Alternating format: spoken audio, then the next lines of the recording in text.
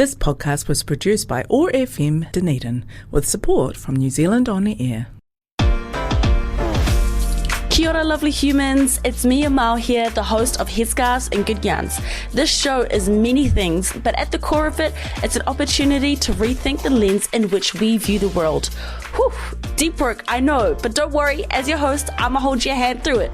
Sometimes it'll look like storytelling, or it'll be a bit of social commentary, or unpacking our systems and experiences.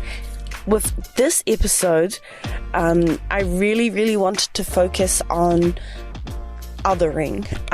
When I think about allyship, I really think about how there is this sense of care that comes with allyship, and that care really comes from the idea that, you know, if there is a threat to justice or to freedom to anyone in this community, then it's the same as threatening all of us. For me personally, anyway, that's where one of the core threads that my understanding and practice of allyship comes from. And so when you have that understanding of interconnectedness and that connection between all of us, even if actually your lives are quite different on the surface, that doesn't matter. It's not necessarily about feeling connected to those like us. You know, the way that I'm framing this and thinking about this is that there is no sense of us, because if there's an idea of us, then there's this idea of them. And that's something that I really wanted to tackle in this episode today, the sense of us versus them. There's this sense of othering, and I think, you know, there are many different reasons why we don't feel connected to each other, and we don't, you know, and when we don't feel connected to each other, there is this level of disengagement, and I think this disengagement, it leads to a lot of like unproductive tension, but I think this sense of othering is a really big way that we don't feel connected to each other. And just a disclaimer for this episode, by the way, this is not meant to attack anyone. I think everything that I'm about to say in this episode, it is so ingrained in our society that it's unconscious. Like it's just so ingrained into our society, and this is meant for, and this episode is meant for an opportunity to reflect and to think about things deeper and in a critical manner as well, and think about, you know, how all of this information kind of feeds into how you live your life currently. It is not meant to, you know, rub your back and pat your shoulder if you're doing a great job, and it's not meant to shame you or guilt you if this is something that you haven't really thought about yet. That's not the point of this at all. This is an opportunity for, you know, everyone to tune in and to digest this and kind of see where this fits into their own lived experience, and to think about things and take this as an opportunity to think about things. I think I should probably just have this disclaimer for every single episode of the show, but for real though, I'm not trying to come for anyone's necks in this episode. It's so hopefully, even though we're not physically in this together while you're listening to this, this is me reaching out my hand saying, listen, I got you. This is not an attack. This is an opportunity for all of us to learn. So, the world, welcome in Somali, and let's go. Let's do this together. So why did I want to do this episode in the first place?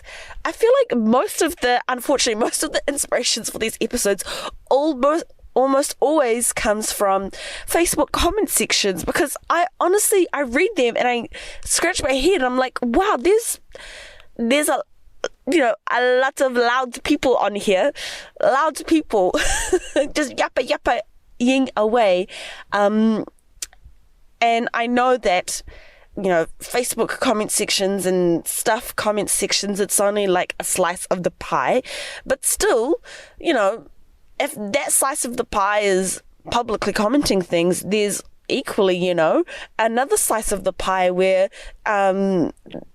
they might not voice it, but also think and feel the same way. And that's too many slices of the pie, in my opinion. And I think if that's what it is, then we need to sit down and talk about this. So there was a particular Facebook comment section that made me go, what? And it was about Chloe Swarbrick, Green Party co-leader, appealing to, the other MPs. I can't remember exactly what the legislature was about, but, it was about sanctioning the state of Israel.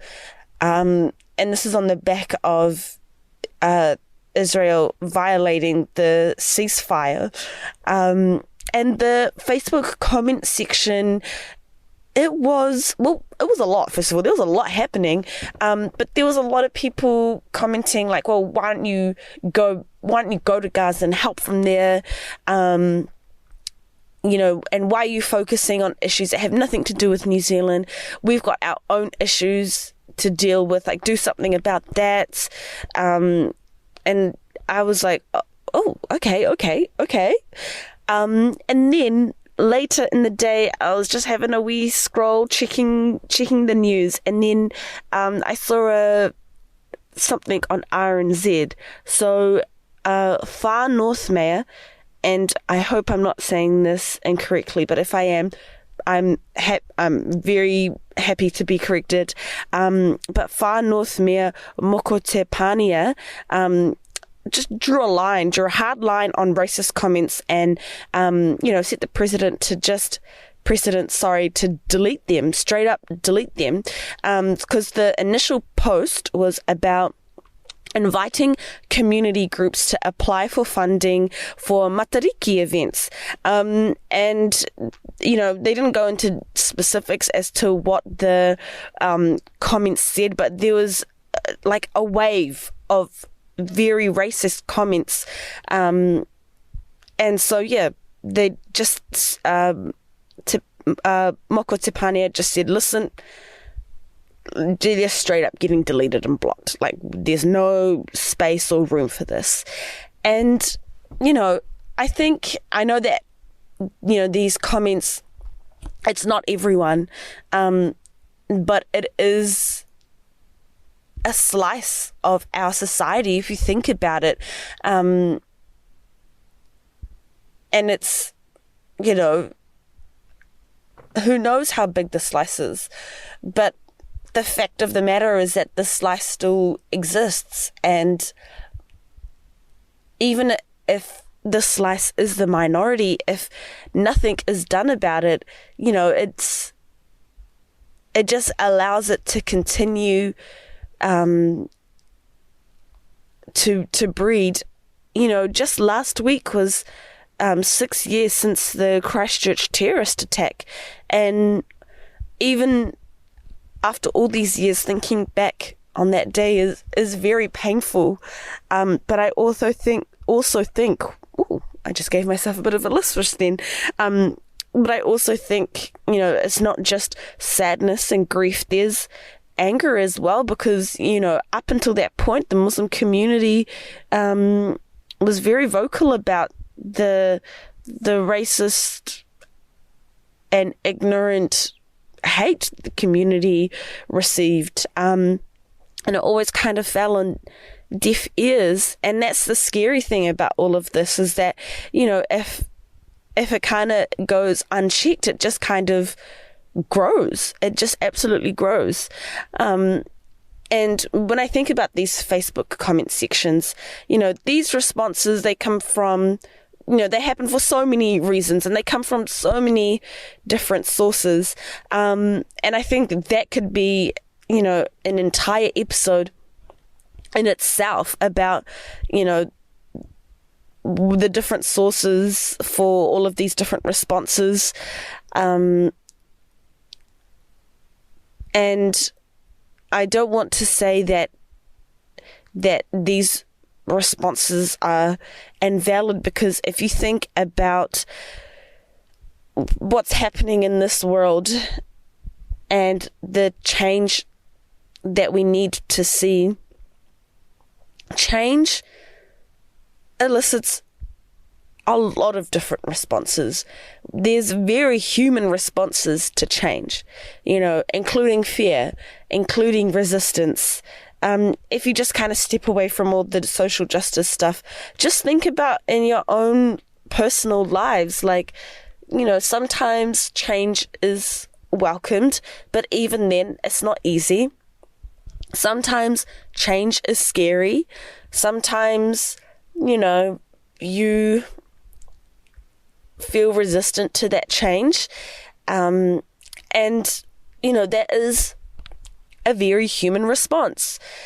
But I think when it comes to social justice, is that these fears or anxieties or these feelings towards change, we are experiencing them in the vacuum of our systems. And when we experience these feelings in the vacuum of our systems, these systems can then, it's no longer just a human emotion. The fear or the anxiety or the resistance is now socialized. It's not like our human response. And that's something that you can see a lot in the Facebook comment sections, because if you look at the comments and you think about the emotion that's underlying it, there is a lot of fear for change, a lot of anxieties, again, very human responses, but these emotions in the vacuum of these systems are socialized now. They are no longer just human emotions. These emotions are being experienced in the vacuum of our systems, and that can get us to feel or react or respond in a certain way, which I think is, it's interesting, isn't it? There was this quote by the Queen, Toni Morrison, which I think really captures the vibes, which is, the danger of sympathizing with a stranger is a possibility of becoming a stranger. I think it really highlights the sense of othering, or this us versus them. So before we really get into it, what actually is othering?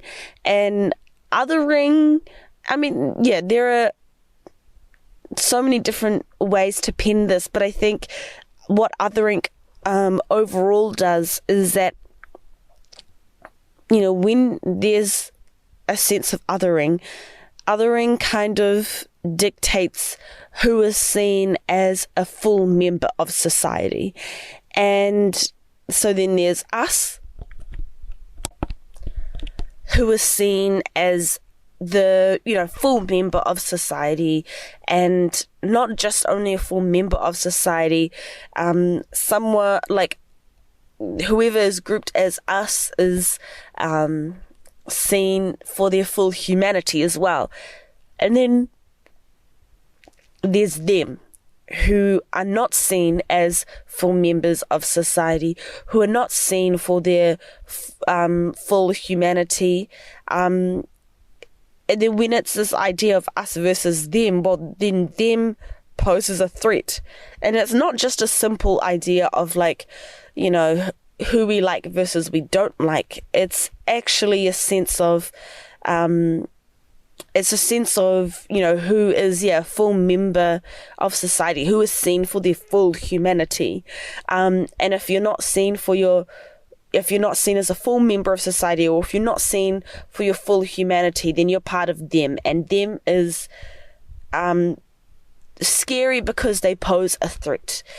And then there's imagined otherness, and it adds this extra thing to the them group, which is that people who are part of, or communities who are part of the them group, hold beliefs about the world that are fundamentally different from the, quote unquote normal worldview. And the normal worldview is the ideal, right? And when you think about, so now that we have this definition of othering to kind of understand and play with, you can see how when this sense of othering can really alienate each other, or alienate us from each other, and kind of create this distance and create this sense of disengagement. And I really want to go back to the Queen Tony's quote here, now that we have an understanding of what othering is that the danger of sympathizing with the stranger is the possibility of becoming a stranger. Woo. That's scary, isn't it? If we haven't had the chance to really unpack our sense of othering and how it impacts our lives.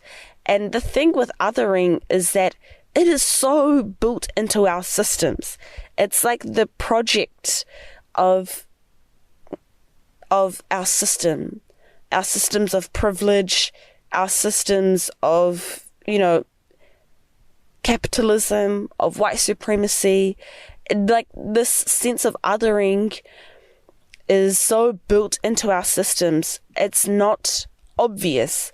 It's the way that it's so built into the way that our system operates. It's not until you have the chance to unpack it for yourself can you see the impacts of how it shapes your worldview. And I can only ever speak for myself really on the show, and I didn't realize maybe until the age of I would honestly have to really say that I didn't sink my teeth into it until the age of 21 or 22, how much othering had been built into my understanding of the world, how much it had been built into my lens in which I viewed the world through. And it's absolutely insane because, maybe, I get this is what I'm thinking. I can't assume what you're thinking, but, when I think back and there's a part of me that's like, but girl, you're like a black hijabi woman. How? How did you not really understand that? Especially because if you think about the systems that exist, most of the time, I'm in the them group, you know what I'm saying? But you have to understand that, okay, yes, there are some identities that I have that, where I don't necessarily have the privilege, or I have been othered. There are other privileges or identities that I have where the othering still was just so built into how I think about the world. I grew up here in Aotearoa. There are other ways that I have this sense of privilege where, intersectionality, is important, that I just didn't really understand how othering had been built into the way that I view the world. And again, this is not to show people that there is a moral failure here. It's to show that it's just so built in how we understand and see the world. And, I could spend so long talking about how othering is really built into our system. But for today's episode, just for an example, I'm going to get into, what characteristics of white supremacy really foster the sense of othering. And there's this amazing work done by Tema Okun, and again, I hope I've said that correctly. And what Tema Okun did was kind of outline the characteristics of white supremacy. And I think, there's a lot of characteristics, but I've just picked out the ones that really feed the sense of othering. And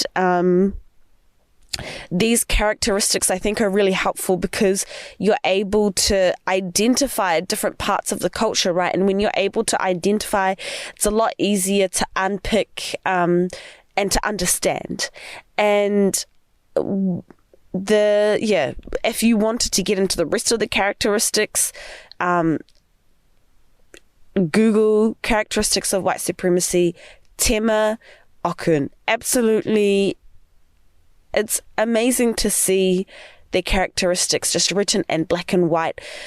It's easier to, because when it's broken down that way, I think it's, once you have that identification, it's a lot easier to start to unpack and to understand and digest. But yeah, I've just picked out 3 characteristics that really foster this fear of, that really foster othering, sorry. And I just want to quickly just go back to what I was saying before about very valid human responses, right? But these human responses being experienced in the vacuum of our systems, which if it's something that we are unaware of or is left unchecked, then, our human responses can then be socialized. And I think one of those emotions is fear. In white supremacy culture, the number one thing or strategy is to make all of us afraid. There's the fear of not being good enough, not being enough, and so whenever we are afraid, whatever the reason may be, lots of reasons to be afraid, especially whenever we are afraid, and this is really susceptible, especially when we don't have the skills to hold that fear, that is very easy to be manipulated by a false or powerful sense of safety. And it's promised safety that's not necessarily actually comforting, because it's what it's based on is an abuse or misuse of power that can show up in so many different ways, whether it's microaggressions, whether it's deadly violence directed at whoever or whatever we are told to be afraid of. There's a lot of fear, and what this fear can do is disconnect us overall. It can disconnect us from each other, whether it's racial identity or religion, or there are so many ways that we can be disconnected to each other. It can disconnect us from ourselves. It can disconnect us from even within our own racial groups. It can disconnect us from not everyone is religious. I totally understand that, but it can disconnect us from our creativity, or from, if you're religious, your God, or whatever, the universe or the wisdom, whatever it is. And when you use fear as a strategy, it's very easy to separate people, because you're dividing and conquering, right?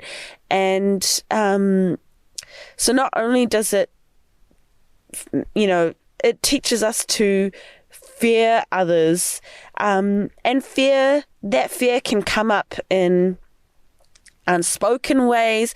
It can come up in very obvious ways. It can come up in Facebook comment sections. It's fear that makes it very easy to point the finger at those who are not us. This fear is, very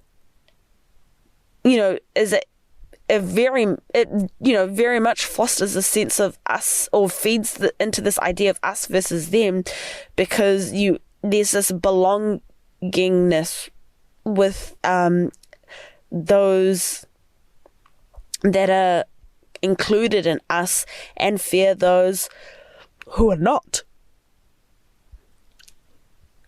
And it's this, it sounds insane to say this out loud, but it's this fear that is a really big part of white supremacy. And the scariest thing about all of this, is your sense of fear being manipulated, and this fear, directly feeding this sense of us versus them. Because if there is that disconnection, it's very easy to not humanize them, and it's very easy to show violence to them, whether, and there's a scale of violence, leading up to microaggressions and ignorant comments, and on the other end of the spectrum, violence. There's this direct sense of othering there that comes from the fear. And I think to combat that fear, it takes a lot. There needs to be this sense of responsibility and emotional maturity, and a sense of community, right? Because with community, there comes support and mutual accountability. And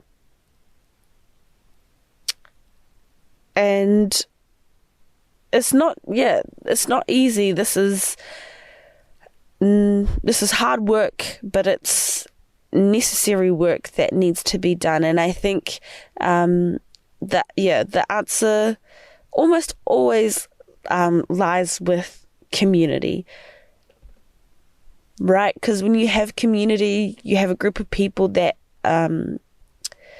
you can sit with your fear, you can name it, and you have accountability and support to understand that fear should not drive our beliefs and actions and decisions, and it shouldn't feed into the sense of othering. Another characteristic of white supremacy culture that I think that really feeds into the sense of othering is the right to comfort and fear of conflict. And so this characteristic really hones in on the cultural assumption that, I or we or us have the right to comfort, which means there is a zero tolerance for conflict. And so because there's this right to comfort, there's an assumption that goes with that, and that assumption, supports the tendency to blame the person or the group causing the discomfort or discomfort rather than addressing the issues being named. And that's something that you see a lot. You see a lot of that. And again, that really feeds this idea of us versus them, because it's never us. It's them that is to blame for the discomfort or the conflict or, whatever it may be. And so there are many ways that this right to comfort shows up as, which is, the belief that the us group or those with the power or privilege have a right to emotional and psychological comfort. And another way that the right to comfort shows up is that those who are perceived to cause the discomfort are the scapegoats. So targeting and isolating those who are the scapegoats, rather than, actually calling the problem for what it is. For example, if it's racism, rather than addressing the actual racism, it's much easier to target and isolate those who are considered the them group. Another way that the right to comfort shows up is demanding or requiring or expecting apologies, or, or a version of "I didn't mean it" when faced with accusations of racism. Another way that it shows up is feeling entitled to name what is and isn't racism. Another way that the right to comfort shows up is those communities with the power and the privilege equating individual acts of unfairness with systemic racism or other forms of oppression. And yeah, I think that is really interesting. You can see how that characteristic really feeds into a sense of othering, and how if that's embedded into our system, how that further feeds that sense of othering as well. And not only is it the right to comfort, but it's that fear of conflict that works in conjunction with the right to comfort. And the fear of conflict shows up in many ways. For example, people in power being scared of conflict and trying to ignore it or run from it. When someone raises an issue that causes discomfort, the response is to blame the person for raising the issue rather than looking at the issue for what it is. Another way that the fear of conflict shows up is there's this really strange emphasis on being polite or setting the rules for how ideas or information or opinions need to be expressed. And I see this quite a lot when oppressed groups are kind of tone policed and asked to talk about things in a respectable manner, which that is strange to me. It's like you won't be heard if you don't communicate this in a respectable manner, and it's like invalidating their experience. Like if you're part of an oppressed group, you're not always going to speak lightly about that oppression. There will be anger there, but I do see a lot of tone policing, especially when it comes to Black communities. There's a lot of tone policing.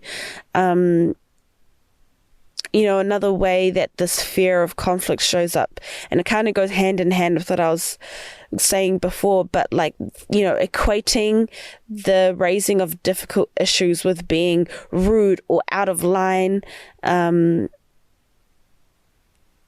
and that just punishes people for speaking their truth and experience. Another way that this shows up is labeling emotion as irrational or as not intellectual. And that really undermines the importance of emotional intelligence. But you do see that a lot, particularly now that there's this really, I feel like it's unproductive, binary between the left and the right, and how both sides are kind of characterized. You can see how, the left is kind of characterized as being just angry lefties.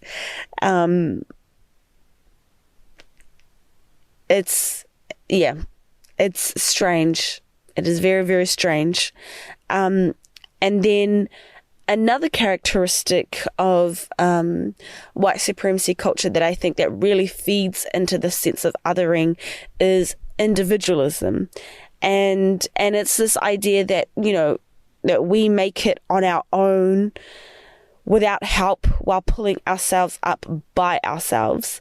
And I think the key way that this individualism really feeds into othering is that when we have this cultural attachment to individualism, it leads to this, it leads to this denial of our very important and very essential interdependence. And,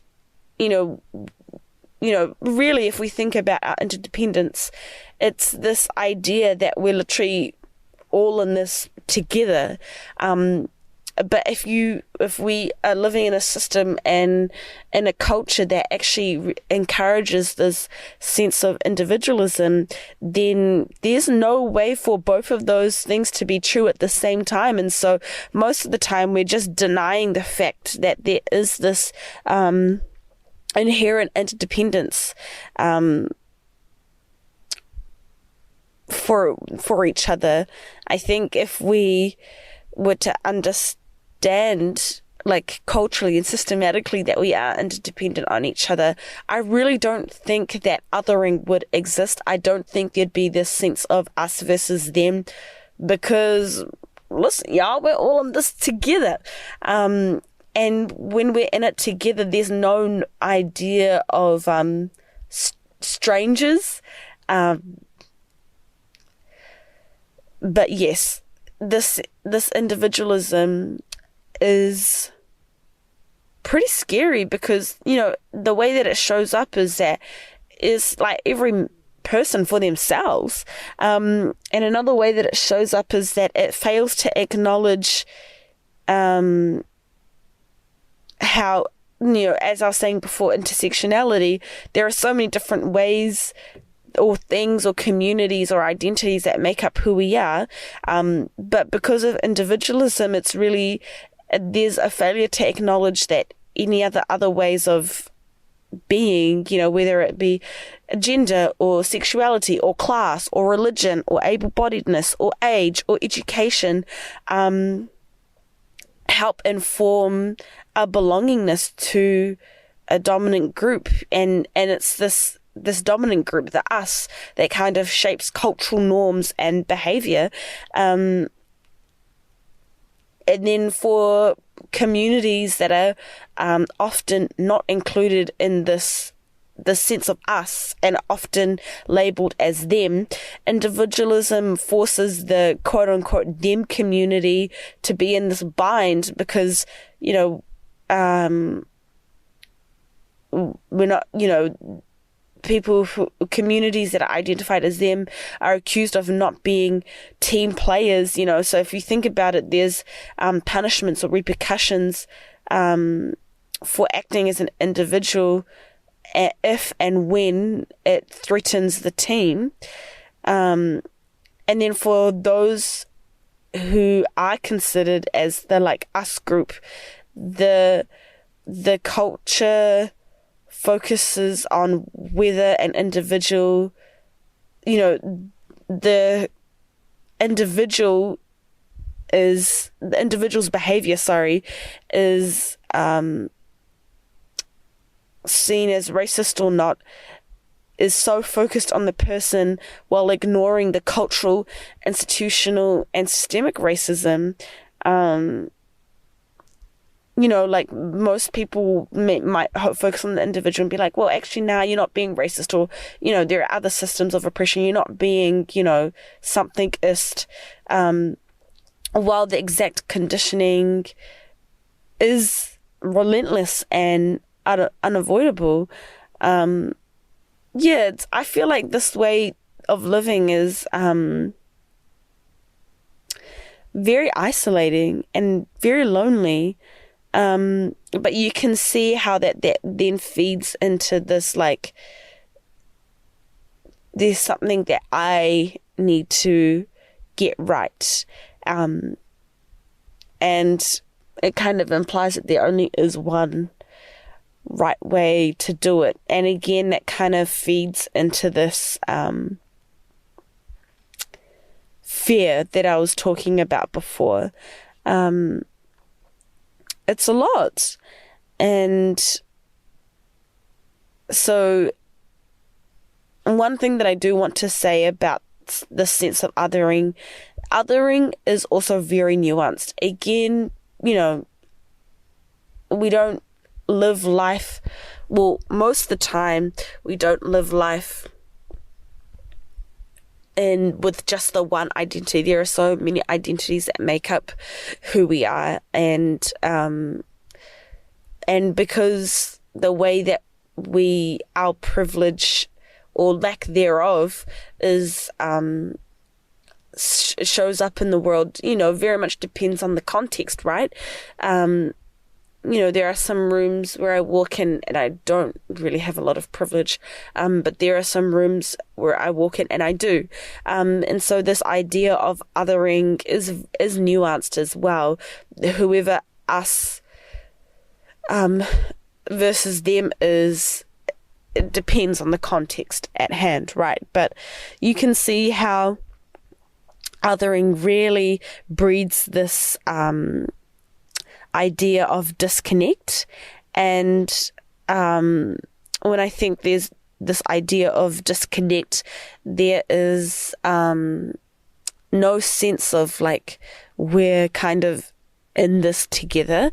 And, you know, if you think about how, you know, othering has always kind of shown up, but I think in particular, you know, the Trump effect, really, ever since that man has come back into the White House, you can see how othering has been, comes into play.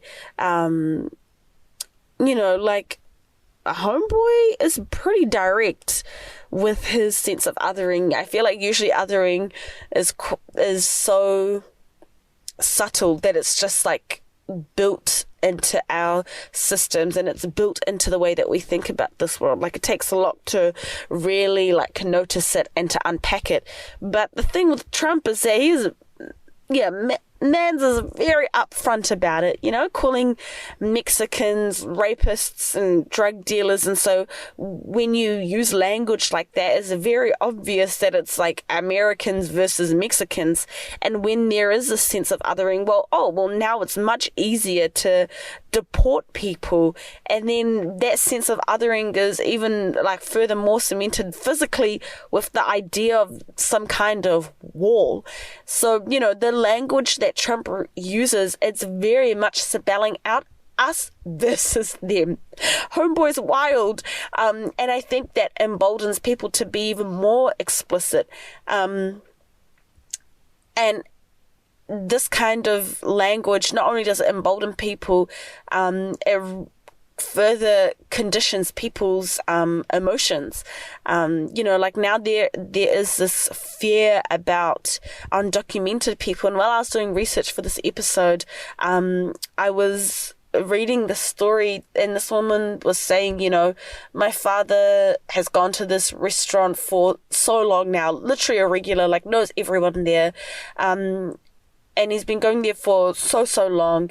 But since Trump has come back into the White House, he, is now questioning and assuming, who is documented versus undocumented, and, talking about how they shouldn't be here when, pre-Trump, it was just, that was just my father's favorite front of house staff that he engaged with for the day. You know what I mean? Like, it's insane, this sense of fear, and this us versus them has become, like, the divide has been cemented even more because the Trump administration is now requiring all non-citizens in the United States who are present for more than 30 days to register with the government and provide fingerprints. And the failure to do so can lead to the initiation of deportation proceedings.